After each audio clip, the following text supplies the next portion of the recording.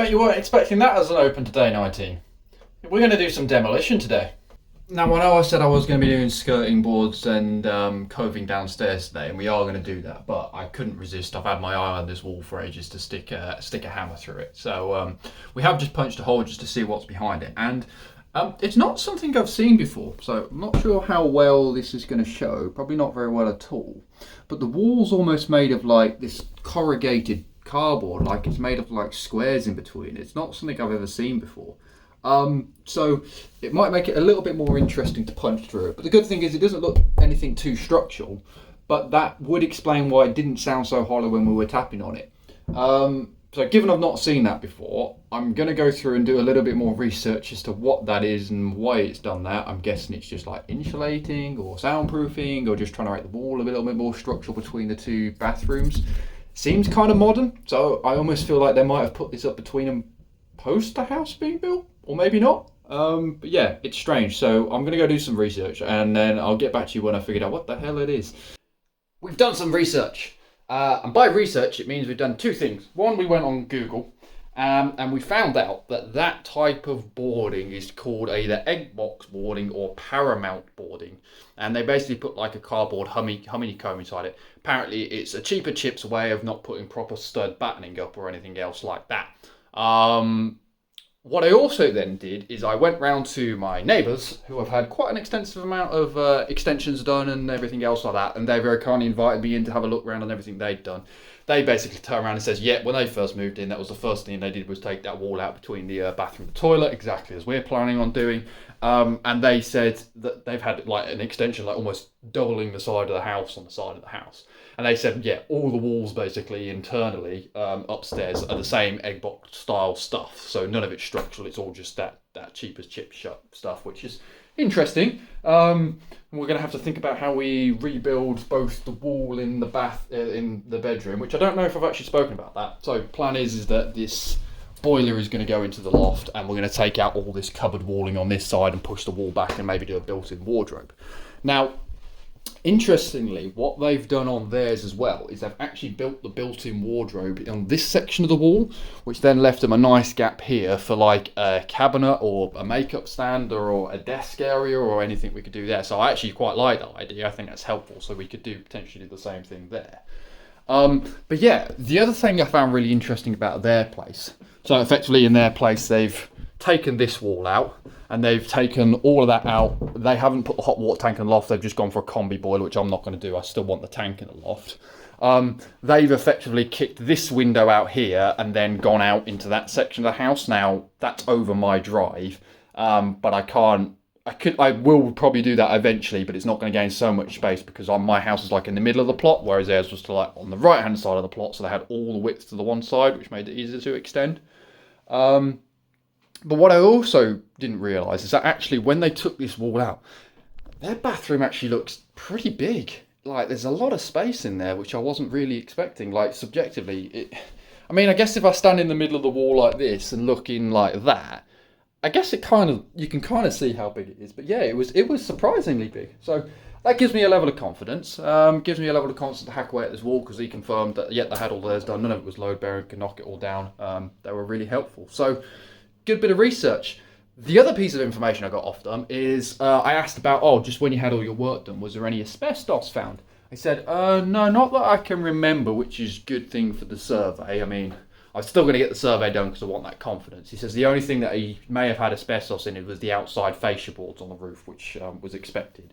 I don't know whether they had their chimney stack removed. They reckon there might be some stuff in there, so that's probably worth getting tested as well. But yeah, that was a really productive bit of research and some really helpful neighbours.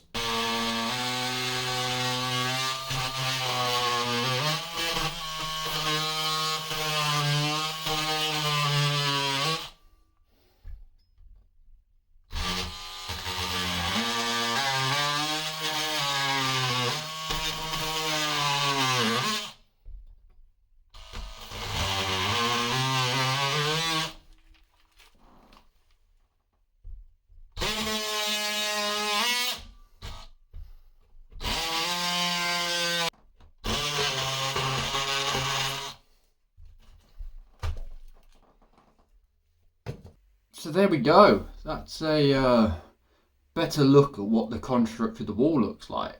So it's like squares of this like cardboard, which is, I mean, if you look at it, it's not that thick. And then there seems to be various different holes running through it to obviously run like cables and stuff like that in between them. The back of it almost looks like it's got wallpaper on it, so I don't know what that is, but that's interesting. It's like a weird extra papery type bit.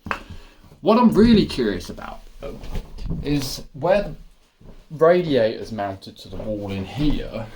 There's brackets that go into the wall. So I don't know like what that's mounted into, because normally you would want to mount that obviously into like a stud beam or something to hold the weight of it up. But yeah, there's this is weird. Now I just wanted to cut a hole just to have a bit more of a look at what's going on in there. I'm not proposing I'm going to do any more damage to this wall at this present moment. So let's go get on with what we're actually supposed to be doing today, which is looking at skirting boards and coving downstairs.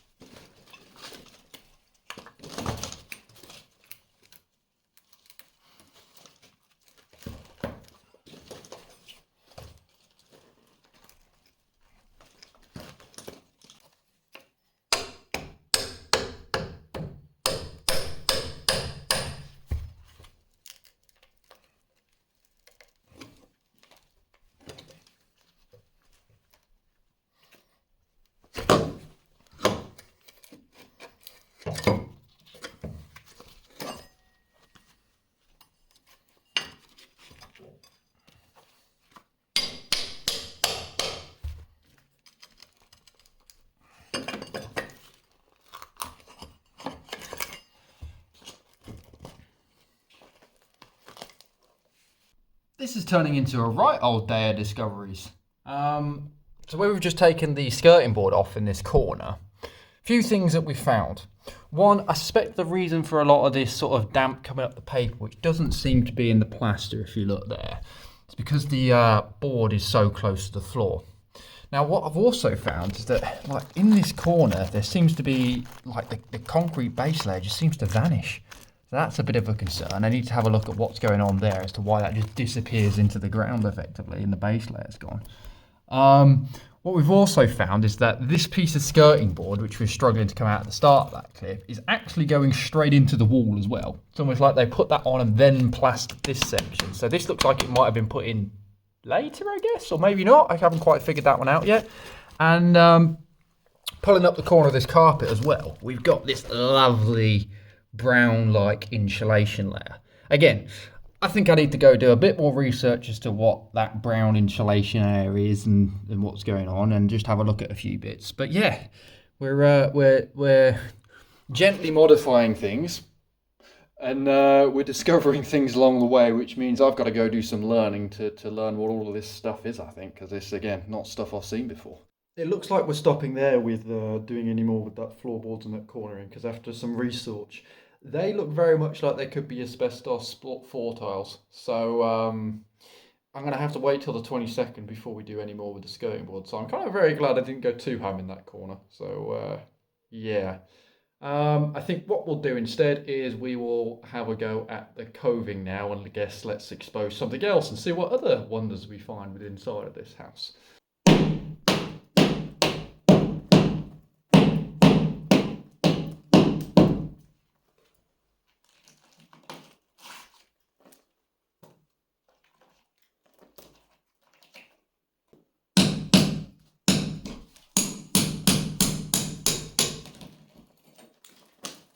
We've managed to get the first bit out of the corner, and I had watched just quickly something online of a guy who was like, oh yeah, it's really easy to remove coving. What you want to do is just get something under the edge like that and just tap it and it'll come down easy. And he showed a video of it, and yeah, he made it look easy. But when you actually read every single one of the comments on that video was like, what have you stuck that up with? Pritzed it? Because it does not actually come down that easy, and everybody was just saying no, it turned into a right meal. And of course, turning into a much more difficult task. So I think the best way, and I've done this previously once before, and we did the same thing then. I think the best thing to do is literally just go at it with a hammer, smash the middle of it out, and then knock the edges off. It's the best way to go at the moment. But what I am just looking at up here, and the reason I started in this corner is because I wanted to have a bit of a look at the fireplace. And if you look kind of in that corner, it's going to be really difficult to see, but there's a bit of a gap in the plasterboard there. And it seems like that may not be attached to the brickwork. So where we were talking about, is this just a facade, is it structural? Seems to just be a facade by the looks of it. So what I might actually do is take a corner of that plasterboard out at the top of that ceiling as well, just to have a closer look at it. But it all looks pretty good. So rather than seeing me fettle away with it for ages, I'm gonna jump into time-lapse mode and get a little bit more destructive.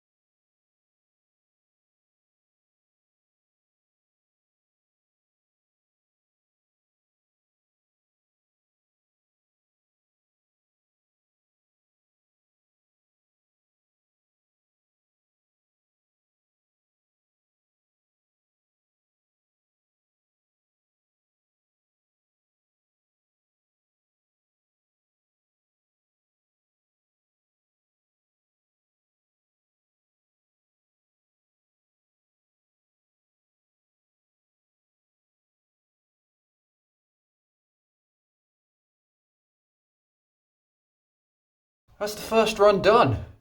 And you can see what I was saying there about how badly it was stuck on. It's pulling some of the plaster away where it's sort of fragmented a little bit, like right along the edges here. So the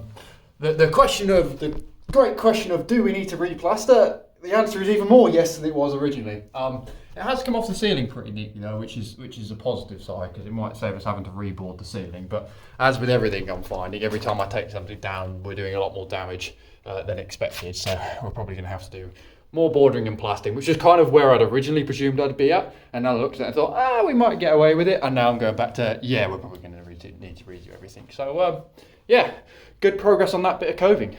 What I've also just done is just cut a bit of a plasterboard out the ceiling there, around the top of the fireplace, just to have a look at a little bit more detail what's going on with this block work.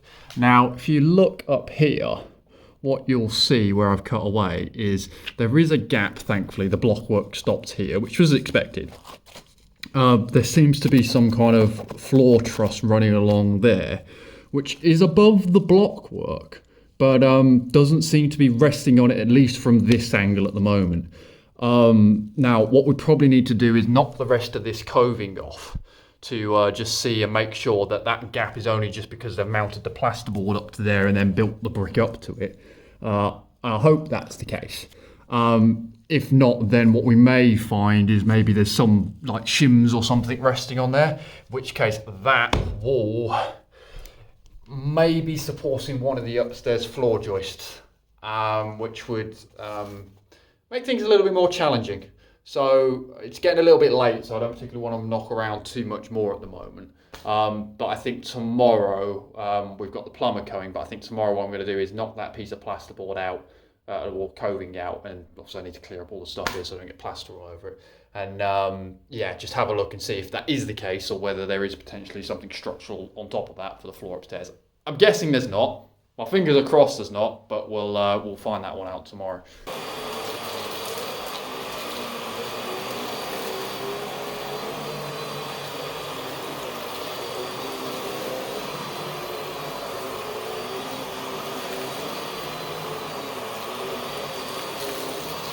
We've done a bit of a clean-up. I say clean-up. We've relocated a lot of the stuff that was over in this corner over to that corner and put a lot of it away upstairs. We've also cleaned up the worst of the dust, just so it's not quite as bad as it was. Again, I'm not I'm not going to be precious about scrubbing and cleaning it because I'm only going to make a mess of it again. But the idea of cleaning that corner is that tomorrow I can have a go at this piece of coving and start stripping from this particular corner as well. So it gives me more progress. So I feel like I've been a bit tentative at the moment with the demolitions of things, but it's like almost doing like probing attacks just to gauge where things are. So I've gained a lot more confidence in terms of that wall upstairs, and speaking with the neighbours there has been absolutely fantastic. So gives me more confidence to have a go at that wall in the bathroom. I have got the plumber coming tomorrow, so what I may tentatively do is just ask while he's here if he can quickly, because there's 2 isolation valves like radiator upstairs, if we can just drop that radiator out, because then I can just literally start going straight at that wall as a good project then, which is good. See, we've got the suspect tiles, so I'm pretty much on a no-go on anything around the floor until the 22nd. And probably a few days afterwards when I get the results back around the asbestos survey, so that's a no-go. But at least I'm pretty confident with the coving, and we've got the ceiling to strip and everything else like that, so there's plenty of actually project work to get on with as well. But yeah, we're going to leave it there for the day.